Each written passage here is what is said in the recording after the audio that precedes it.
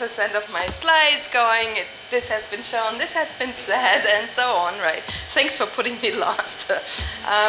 But anyhow, one slide that is especially redundant is one which looks very similar to the one Martin just showed this morning.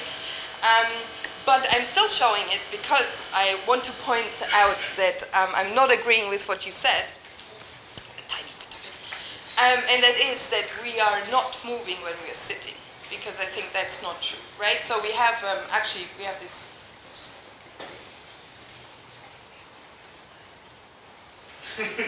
Oh, it is working. It's just not working. Okay. So we have these large movements, right? But we also have these tiny movements. And actually, even if you now sit and listen, your body will sway back and forth. Of course, your head is moving and your eyes are moving at different sizes. So really, during our wake time, we are constantly moving. And most of the cognitive challenges we meet are always during movement. So, and of course, that is very different to the setup, as has been pointed out when we try to look at the brain. So it is high time to take neurophysiology out of that restricted area and start understanding how we do stuff in real world. And I'm particularly interested in how we perceive during natural behavior. And me and my group, we look at how body movements would influence perception as tested behaviorally, but also look how the brain activity would link body movements and perception. And the idea that these body movements actually already change activity in very early sensory areas comes from the animal work, from flies and from mice. And we already saw a video yesterday about the fly. Now, this is an example from mouse work. And you see really nicely how with increasing running speed, the firing rate in early visual areas is increasing, even if the mouse runs in complete darkness, so there is no visual input that could explain that change in the visual area. That finding has been replicated quite some time, quite often by now, and how this is usually done is with such a setup. So the mouse is running on this styrofoam ball, which floats on this airstream. So the mouse can run in all possible directions, but at the same time it will stay stable at the same place. So the head can be fixed, and we can use all the standard recording techniques and the eye tracker we are usually using. The direction and the speed of the mouse can be easily recorded using another mouse. And the input, the visual input, is controlled with projection onto a spherical screen, which covers the whole visual field. Now, it would be lovely to have such a setup for the human, but we don't. Not yet. But, of course, like the first question that comes to mind is, yeah, sure, why not use a treadmill, right? And of course, that is a good idea for many questions, but possibly not for all questions we have. And I want to elaborate a bit on that. One is that there are differences between real walking and treadmill walking that are obvious, like the output, there are slightly different biomechanics. And of course, the motor output that's allowed is different. I only have one direction, and often the speed is also set. Then sensory input, like the sensation of wind flow and vestibular input, but of course mainly vision, no optic flow. But what I want to point out, what I think is very important, that during treadmill walking, the circular relationship between the sensory input and the motor output is lost. Because if we normally walk, we create some optic flow, there are some visual changes, and based on that, we know where we are, our heading direction, our speed, landmarks, where will I go next? And based on that, I will change my motor output, which in turn will change my visual input. So it is really a loop. And when I'm walking on a treadmill, well, it doesn't matter what happens in the visual field. It will not influence my, at least in the classical setup, it will not influence my motor output. So I think that's very important to keep in mind. So when I think about it, it's like if I want to know what's going on in pointing behavior, and then I have a screen with visual input and subjects do that. I mean, obviously we wouldn't think there would be a correlation between visual input and motor output because it's, right, it can be neglected. So of course we can create that circular loop again if we use VR, which is always a good idea, or very often. And we could use like one of these omnidirectional treadmills, so I just found them. I have no experience. If anyone has, I would be very happy to learn about that. It's obviously like obvious where they come from. But there is another point I want to make, and that is the brain might actually not be fooled by any stationary setup. And there's some work on the rat from Magneta, from his group, and he shows that there is a difference if the rats run in virtual reality or in real world. And he shows that the peak frequency of the firing rate and the theta power, as well as the information content in the hippocampus, is different if the rat runs in VR or if it runs in a real environment. And even more, unfortunately, he just said that in an interview, which you can find down here. It's a recent interview, where he says that 60% of the hippocampus actually shuts down in virtual reality. And the maps are different. So we heard about these hippocampal places. So I think that is good enough reasons, really, to go and let people really walk and navigate truly. So that's the setup we have. So we let subjects walk in a large sports hall. It was 55 by 27 meter broad. Of course, like the visual input is not well controlled, and yes, I am jealous of you, Klaus, for your nice lab. But anyhow, subjects could walk, and this one, for example, is circling, others are zigzagging, some changed their pattern during the experiment, and she's wearing the equipment. And now, of course, if you allow that, the subject has to wear the full set of equipment on the body. So we use the wireless EEG, the smarting, surprise, and then we use EOG. The mobile eye tracking, there we mainly use the SMI classes, but since SMI was bought by Apple in 2017, there is no support, so now we changed to Pupil lab. It's a bit harder to calibrate, but the data looks okay. Then we had video classes, motion tracker, response button, laptop, LSL. You heard like most of it. I'm not going to go through it, but if you have questions, I can go to any level of detail, but maybe afterwards rather. Right, and so as also has been said, there are these experimental challenges, and for us that was mainly because of the visual stimulation. And of course you can stimulate visually, but you still must allow the subject to be able to navigate. So you either have to provide some virtual signal or some natural information that allows that. And for us, I mean, we use this video glasses, and you can see here, and the same happens down here, that it's not covering the whole visual field, so there was sufficient information from the lower visual field to allow really natural walking. And then if you look at vision, you have to consider gaze performance. And actually, gaze performance during walking is not that bad. So if you look over here, that's in the vertical direction, which is affected most. The gaze position during standing, and down here during walking. And yeah, it's okay. I mean, actually, there's a large portion of subjects who don't even degrade in their visual acuity during walking. But the cost is relatively high. So if you look here, walking will introduce head movement. So this is the gaze, then you have the head movement, and then here you have the eye movement, which will have to take care of the head movement. So you have very, very strong head and eye movements during walking.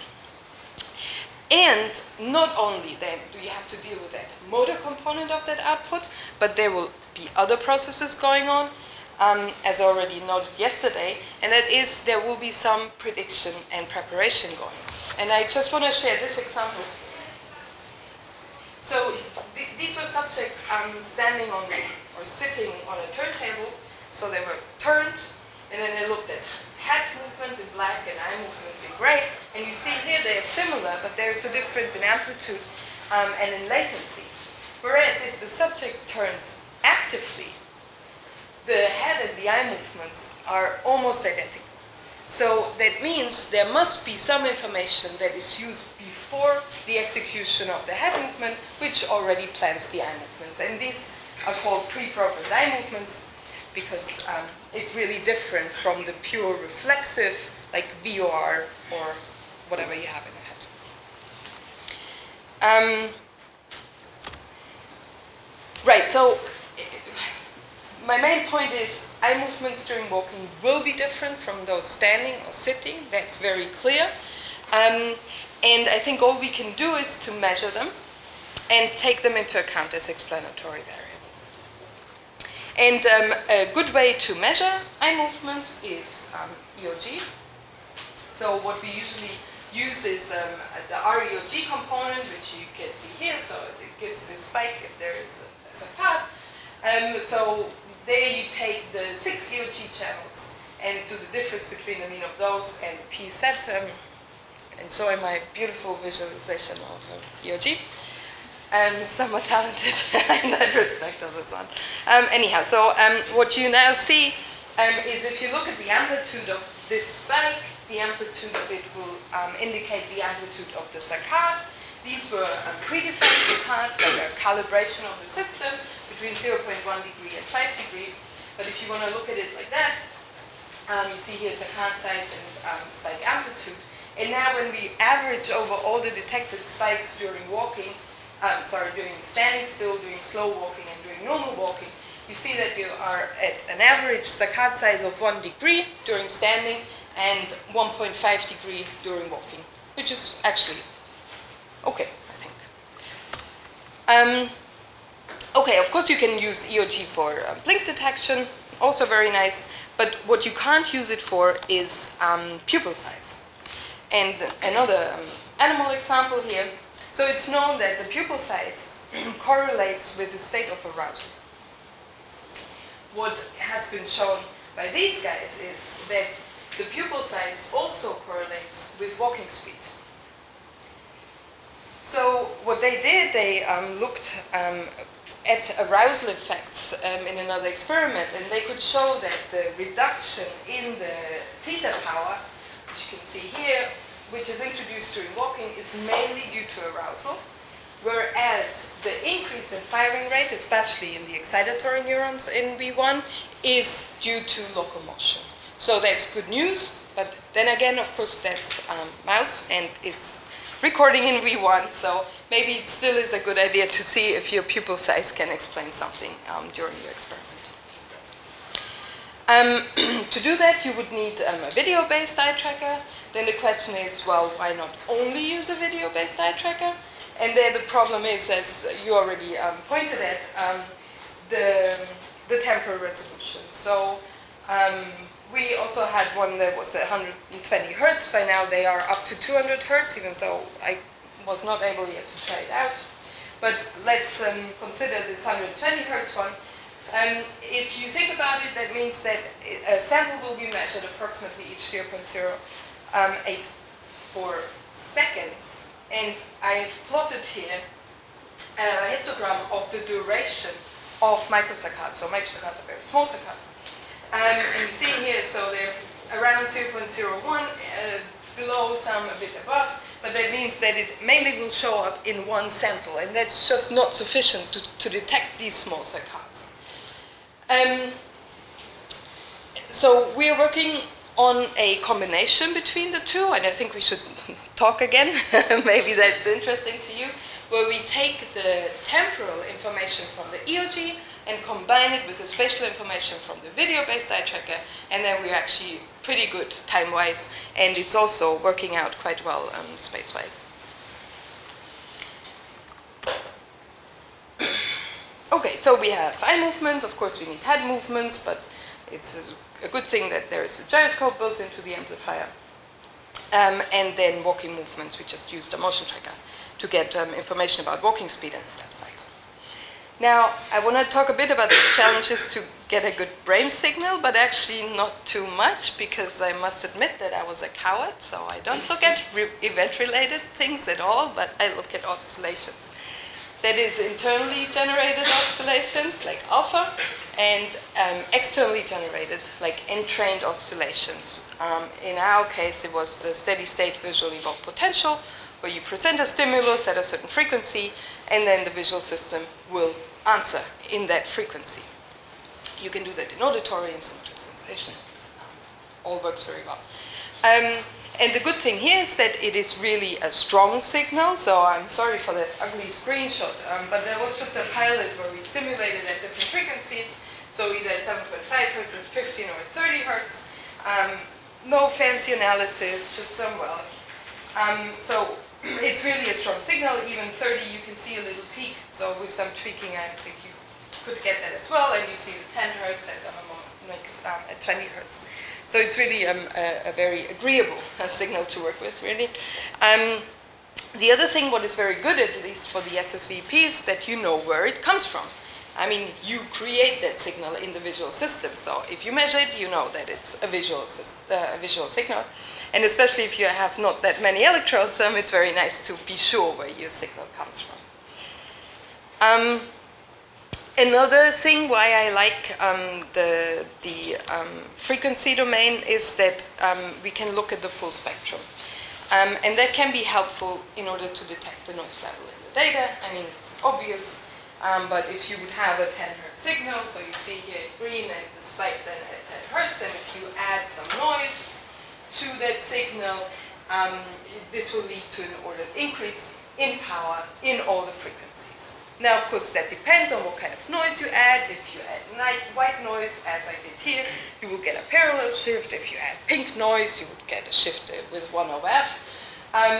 So I'll come to that in a second again. But anyhow, if you see a shift like that, you can be quite sure in the spectrum that this has something to do with noise.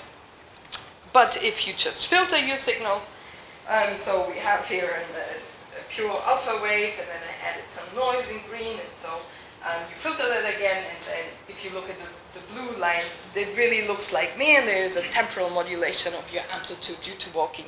And if you only see that, it could be easily mistaken for something going on in the brain, but this is pure noise and signal. And it's really always a good idea to look at the spectrum. Right, so what I said about the noise, so don't we know how the noise looks like? Well, kind of. I mean, there was this nice study which used a silicone cap and then a wig, and then put some EEG cap on the wig, and then they sent the subjects out walking, and then they looked what happens, and you see here that actually the noise floor is rather flat with some spikes in between. So that looks rather white, but of course that's not the only noise, as you already have explained. We have many different types of noises. One is the broadband high frequency increase, which we would expect from muscle activity. And additionally, we have the well-known effect of impedance. So if the impedance is high, you get an increase in power in the lower frequency band. I chose this, or I wanted to show this, because I think it's interesting that you also get some nonlinear effects we might not even know of yet. But this one has been shown that the temperature has a different effect depending on if you have high or low impedance. So you see it here that if you have high impedance already and then the temperature is increased, your signal even deteriorates more than if you have very low impedance. And then if you think that if you want to compare walking and standing, and walking normally like raises the body temperature, there might be some ugly effects. But let's look at some real data finally. So this was an experiment where subjects just walked in the large space, which you saw. During light, there was no task, and we look at the spectrum. During still, slow walking, and normal walking, and you see basically everything I showed you before is an artifact, so there's this parallel shift in the high frequencies. It's slightly stronger for the lower frequencies, but we wanted to look, of course, at the alpha effect. And you already see it here that alpha seems to be greatly decreased during walking. Now, of course, you can still do some referencing in order to get rid of that noise and take the peak frequency power and reference it to the mean of the neighboring power. What you get, I mean, if you look at it, it also doesn't support that it's noise. It's just the main, or the significant difference is really over 1 or 2. But we also did something more fancy. So we selected our ICA components such that we only took those who showed a clear alpha peak and a focus of the occipital cortex. There you get rid of large parts of the noise here, or the noise effect, and the effect stays over the occipital cortex. So it seems that alpha decreases with walking, so that actually has been shown before, but it wasn't so clear if that was due to the changing visual input during walking. So we followed the animal study and just did the same thing in complete darkness. And of course you see that the alpha power increases overall, that was expected. But the modulation between still slow and normal walking is still there. It actually is even stronger and the same topography. So it seems to be independent of the visual input. And of course we looked if that alpha power would correlate with a number of saccades or with a number of blinks. There was no influence. And in 5 out of 6 conditions, there was also no significant relationship between pupil size and the alpha power. Okay, so we think we show that alpha decreases with walking speed. How does that fit actually with the example I gave you in the beginning, namely that the firing rate actually increases? Well, it actually fits very well because alpha is an indicator of inhibitory processes. So, and it has been shown, well, that was V4 in the monkey, but nevertheless, that it's negatively correlating with the firing rate. So that means it suggests that if we start walking, our inhibition goes down, and that's why our firing rate can go up. So, and that also would suggest, at least, I mean, I'm not yet claiming that this is early visual, but at least it suggests that walking modulates visual brain activity in humans and animals comparably, which is actually what we set out to show. Right, so here still early sensory areas is in brackets, but I think body movements and brain activity, yeah, definitely something going on. So how about perception? So now we had to get a bit more unnatural and have some more controlled input. So same thing, subjects walked at these 2 different speeds or were standing, and that's what they saw. So there was a fixation, then there was a circular grating, which they only saw, and that was flickering at 15 hertz. Additionally, there was a surround dependent on the trail, which was contrast modulated. Same grading, but between 0 and 100% contrast. And the task was to detect a contrast decrement, which could be at 4 different locations, so it was not predictable in location and in time. The central flicker will introduce an SSVP, and the surround will influence, will have a contrast-dependent surround suppression effect, meaning the higher the surround contrast is, the more it suppresses the central input. Okay? Now, the SSVP was there beautifully. You can see it here, 15 hertz and large occipital cortex. You can even fit some dipole, and it's spot on there in visual cortex. I mean, where else should it be? Right. So now we are looking at the influence of the contrast on the SSVP amplitude. That also has been shown before. If the contrast of the surround increases, the amplitude that's introduced by the central flicker will be reduced. Very weakly here, this is during standing, but that was expected. A second, that's very smart if you look at it there. A second was, as also been shown before, the detection rate would decrease with increasing surround contrast. That was expected. Now, if you look what happens during walking, you see that all of a sudden that influence of the surround contrast is actually stronger than during standing still. And that is true for the SSVEP amplitude, and it's true for the detection rate. Right? So an easy explanation for that would be that just the periphery is somehow processed more strongly during walking than it is during standing. And that's why this property of contrast has more influence during walking. And that is in electrophysiological measurement as well as in the behavior. Right? So this is also an indication that walking increases the processing of the peripheral input, or the hypothesis, let's put it that way. But I think there are probably like 3 questions that pop up directly. One is, well, if you claim that the processing in the periphery is increased, then how is perception in the periphery if you start walking? The second one is, how does alpha fit into the picture, and how about artifacts? Of course. So let's deal with the artifacts first. Very quickly, you said everything, so I'm just referring to this kind of outside artifacts. Well, I think in this specific case, we don't have a problem with these kind of artifacts because we are dealing with an effect within each walking condition, right? It's the contrast that has a different effect within the walking condition compared to within the standing condition. So whatever artifacts we have, they will be identical. I mean, we are not comparing between different walking conditions. Eye and head movements, did all that. If we just select trials without eye movements, it's the same thing. If we see if there is any significant interaction between contrast, head movement, blinks, saccades, there's nothing. Oh, then that's a good one. Could it be gaze or attentional shift? Now, I told you they had this real information from the lower visual field, so it could be that if they start walking, well, they're just attending or gazing actually down where the information is. So you remember we had 4 different targets, and one was closest to the lower visual field, so we would expect that detection rate would become better if people put their attention closer to that, or even their gaze. But there was no indication whatsoever, so this would be the lowest target.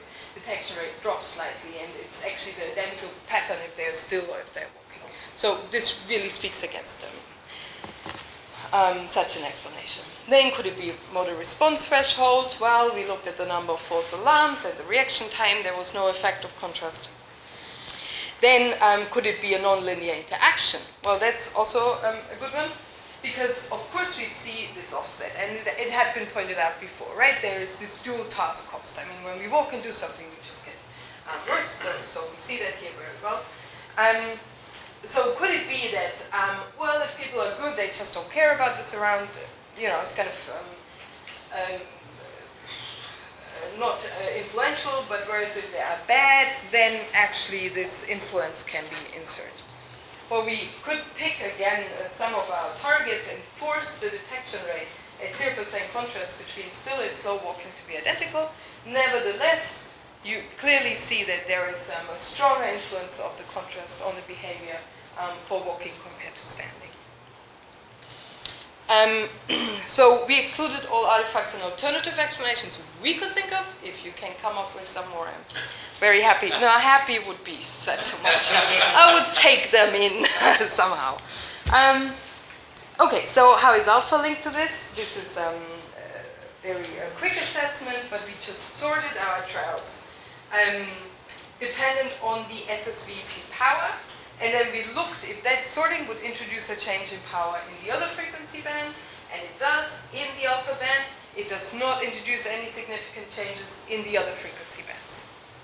So that's very good, because that's actually a strong indicator that also this alpha thing is really something vision related. Also true for slow walking and normal walking, which, well, would mean that at least potentially alpha could mediate the modulation of this peripheral processing during walking. But again now, the question is, how does that fit actually? So I just told you that an increased SSVEP now goes along with an increased alpha, but first I said that alpha is actually inhibitory. So that's what we think about that. So I mean, the task was in the center. Subjects put their attention to the center, and the surround was just noise, so they're suppressing it. But it's the surround that has the contrast influence, right? So if I suppress the surround, I can get a high SSVP amplitude. And how do I suppress it? By increasing my alpha. So that's how I have high alpha and high SSVP. However, if I start walking, if I lower that alpha, this surround can actually have its suppressive influence on the SSVP and the detection rate, and that's why in that case I have low alpha and low SSVP. Okay, so finally, does walking actually modulate the perception in the periphery? This was not the perfect task or example. It was just a quick try, which, well, worked medium well. So we had a target which could go further to the periphery, and the target was circular. So either it was in the center or more to the periphery. And then we looked at the detection threshold. And if you look here at the still state in black first, you see that it doesn't really matter where the target is presented, and the detection threshold is relatively stable.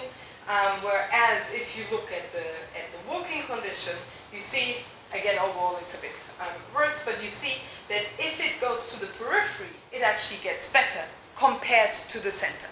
Right? So it's not an overall effect of, ooh, we are better in the periphery, compared, if you compare standing versus walking, but if you compare center versus periphery, yeah, there seems to be an effect. There is a limit to that because of that stupid idea we had to include this last target, and you see that it's like qualitatively completely different. So we don't know where that change now comes from, if it is something real or if it's because that target is just different. Nevertheless, so I think it's suggestive that walking improves perception in the periphery compared to the center.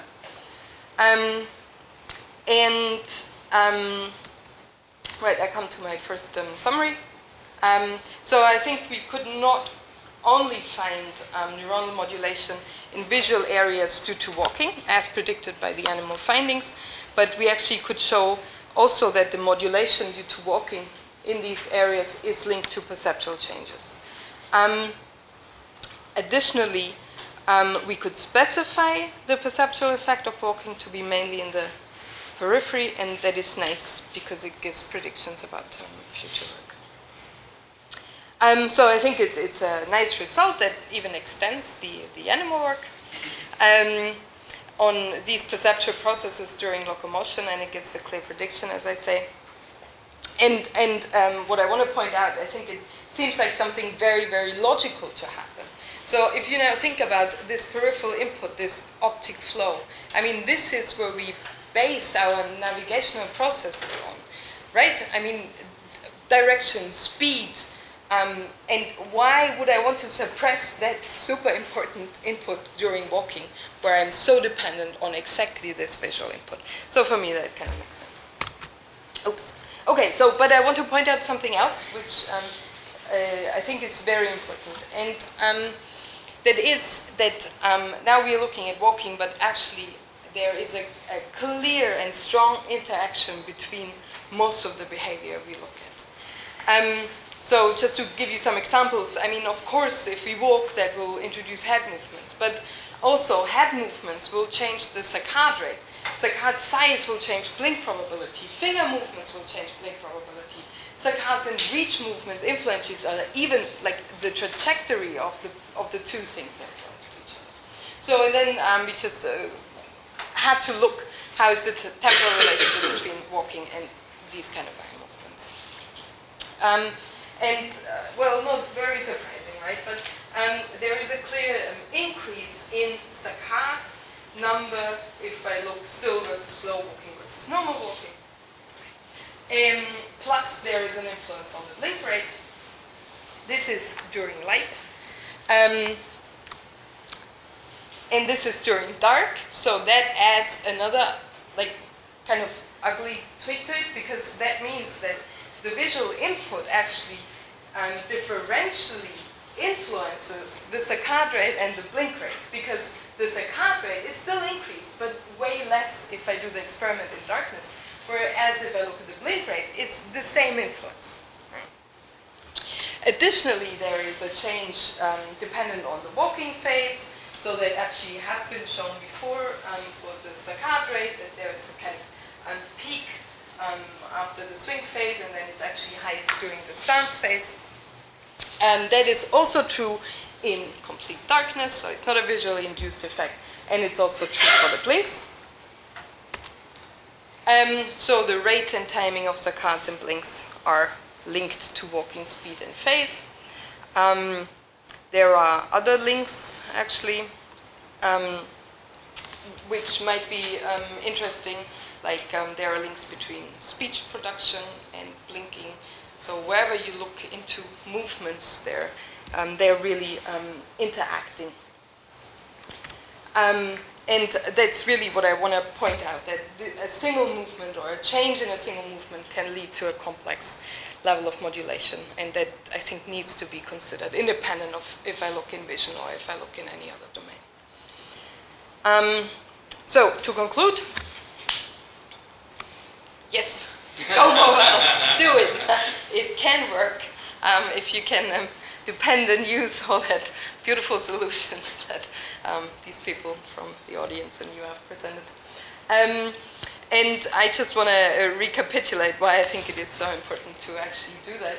One is, of course, to understand perception and other cognitive processes during natural behavior. It's also to see to what extent we can generalize existing findings. I mean, there's all this beautiful work out there, right? All these great findings, and I think it's really something that needs to be done to see how can we generalize those. It can help us to assess if we should treat movements as an artifact. I think it's clear what my view on that is. But there's also maybe a clinical aspect to it, because it might help to understand the behavioral perceptual changes during pathological movements, and the other way around. It might help to understand how movements affect pathological state of mind. I want to thank my group there, foremost Liu Tsao, who is doing the mobile EEG, and then Marai Supriya Murali, who are doing the blink work, and my funding source, and you for listening. And oh yeah, before I forget, so we're actually hiring. So it's a short-term position, but anyhow, if you're into programming and data analysis, and you wouldn't mind coming to Würzburg for maybe half a year or a year, please shoot me an email, and I would be happy.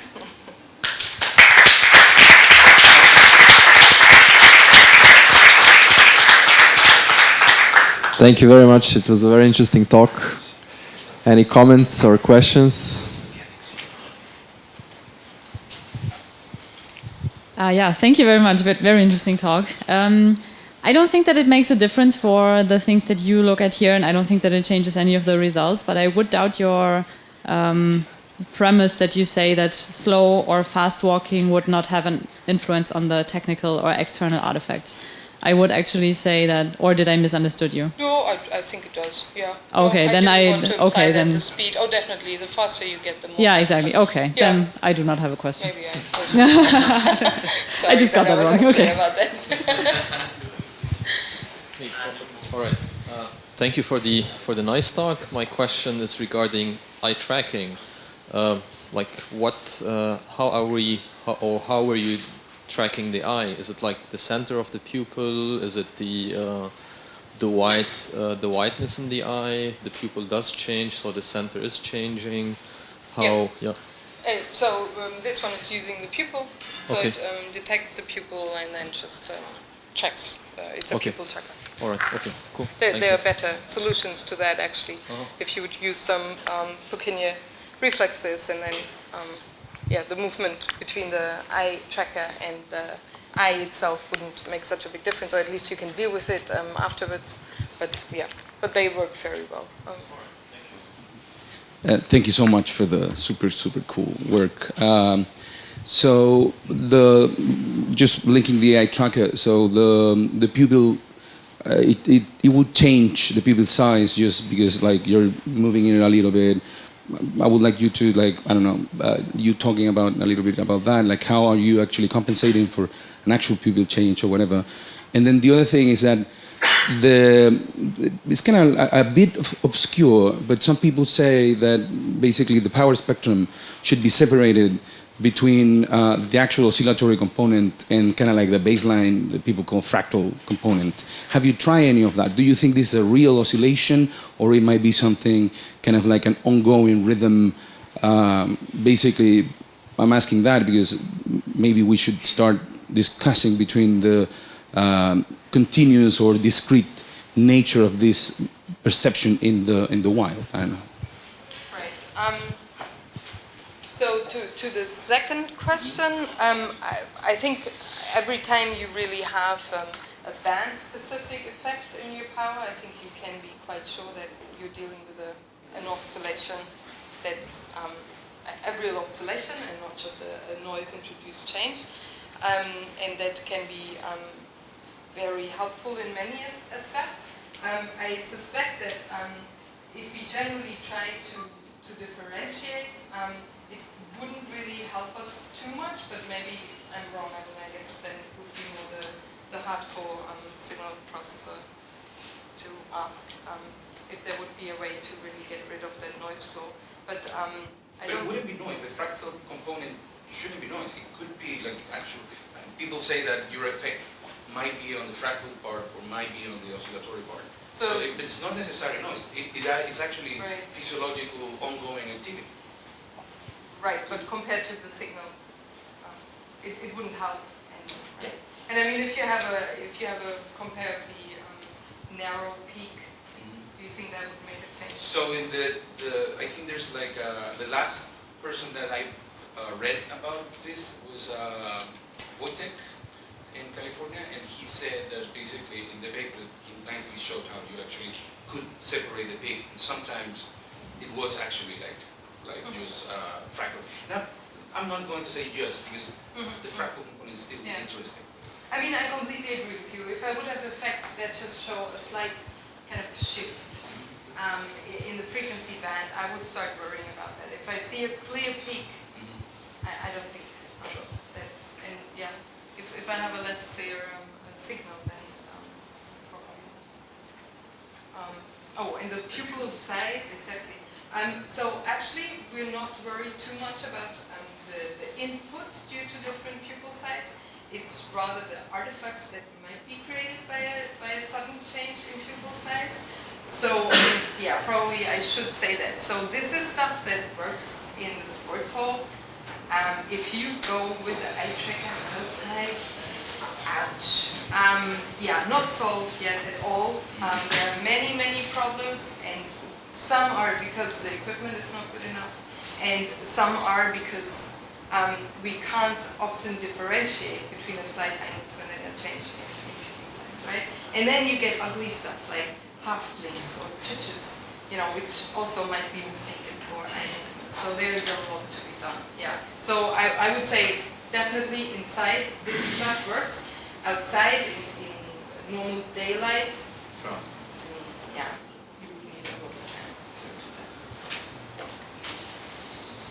Okay, let's thank Barbara once again for the lovely talk and being here.